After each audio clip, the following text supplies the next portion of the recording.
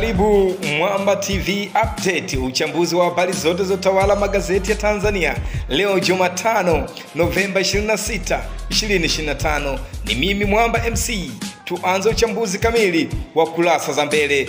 Nalo gazeti la Mwananchi lenye na kichwa kikuu kisemacho idadi ya vifo Oktoba 29 bado giza nene. Serikali haijatoa hesabu kamili ya vifo vya tukio la Oktoba 29. Waziri Mkuu Daktari Mwigulu Nchemba: hatutaki kutoa taarifa ambazo zitachochea taharuki. Hizo ni miongoni mwa habari ambazo ziko katika gazeti la Mwananchi siku ya leo Jumatano.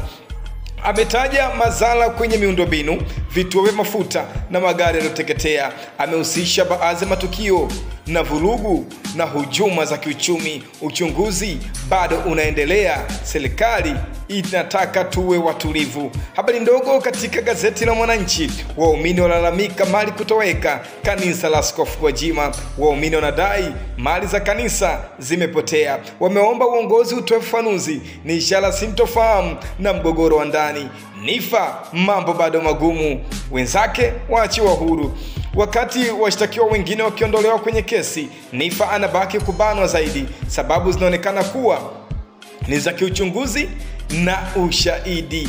Takwimu za uharibifu: magari 4886 ya vyombo vya moto yalipotiwa kuasilika. Watu 672 wamejeruhiwa katika matukio mbalimbali. Serikali inaendelea kuweka mazingira kujiridhisha kabla kutoa takwimu za mwisho. Gazeti la Mwanahabari, kichwa kikuu: Dr. Mwigulu awasisitiza Tanzania kulinda amani.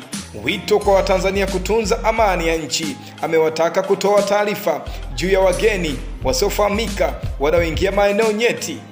Ameeleza kuwa Tanzania si mali ya serikali wala chama chochote cha siasa, ni mali ya wananchi wote. Ameonya watu wanaotumia siasa kuharibu miundombinu na kudanganya umma.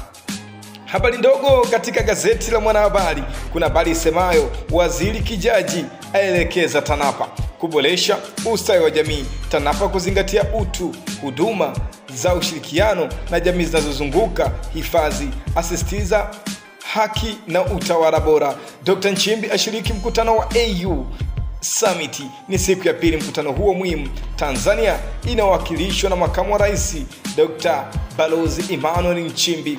Magari yaruhusiwa kupita mwendo kasi Gongo la Mboto. Hatua ya kupunguza foleni na kuwezesha matumizi ya barabara kwa wote.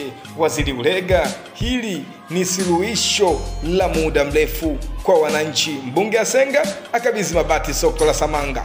Ni hatua kuinua miundombinu ya masoko.